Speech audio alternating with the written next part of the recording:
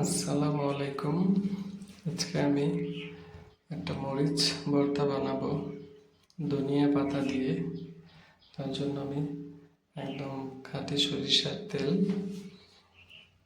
একটু গরম করে আমি এখানে শুকনো মরিচ নিয়েছি। মরিচটা আসলে যার যার পছন্দ মতো, আমি একটু ঝাল খেতে পছন্দ করি, তাই একটু ঝাল নিয়েছি।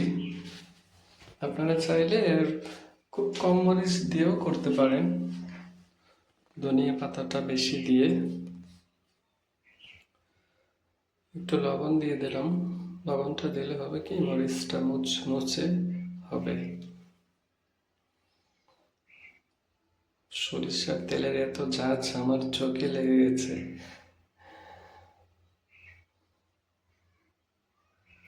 খুবই এটা একটা চোখে লাগে।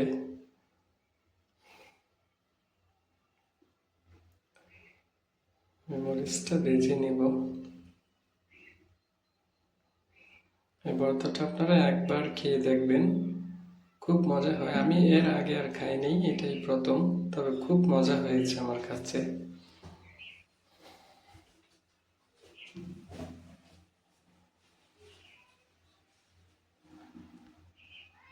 রোজা রেখে কোনো কিছু খেতে মন চায় না, তাই একটু ঝাল ঝাল ঝাল ঝাল একটা ভর্তা তৈরি করলাম। এটা বেশ মজার।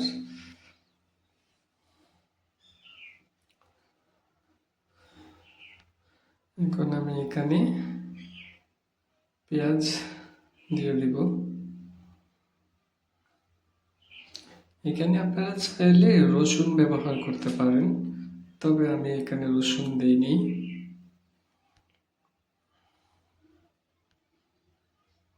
পেঁয়াজটাকেও আমি এখানে বাদামি করে ভেজে নিব।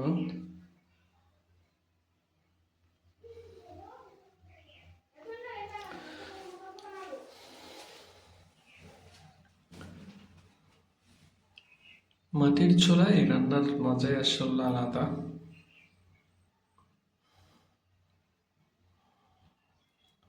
আমার পেঁয়াজটা ভাজা হয়ে গেছে প্রায়।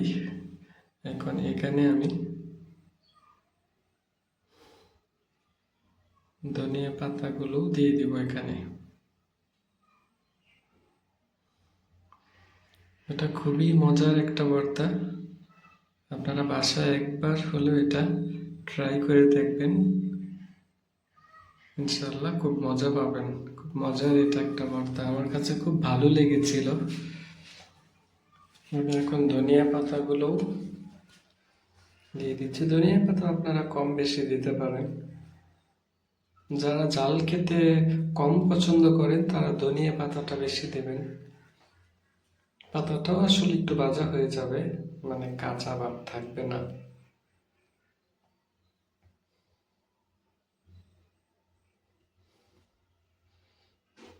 পেঁয়াজ ধনে পাতা একসাথে এখন আমি ভেজে নিচ্ছি।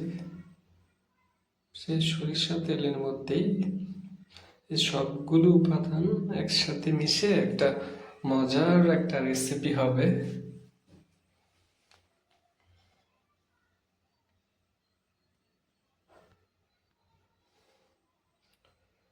এখন আমি এখানে যে মরিচটা আগে ভাজা ছিল, সেই মরিচটায় আরেকটু লবণ দিয়ে আমি এটা ভালোভাবে এটা গুঁড়ো করে নিব। হাত দিয়ে গুঁড়ো করে নিচ্ছি।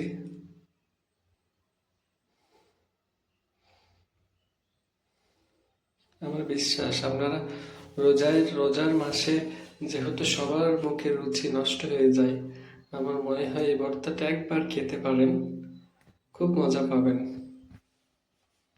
আর যারা ঝাল খেতে পছন্দ করেন না, সেই অনুযায়ী মরিচটা কম বেশি দেবেন। পেঁয়াজ বা ধনিয়া পাতাটা বেশি দিয়ে মরিচটা কম দেবেন। আর যারা ঝাল খেতে পছন্দ করেন ঝাল দিবেন। দুইভাবে এটা বেশ মজা। আমার কাছে ঝালটাই ভালো লাগে। রোজা রেখেছি তো, মুখে কিছু মজা নেই, তাই আমি ঝাল রেসিপিটা করেছি। মরিচটাও আমি গুঁড়ো করে নিয়েছি, এখন আমি এখানে দিয়ে দিব।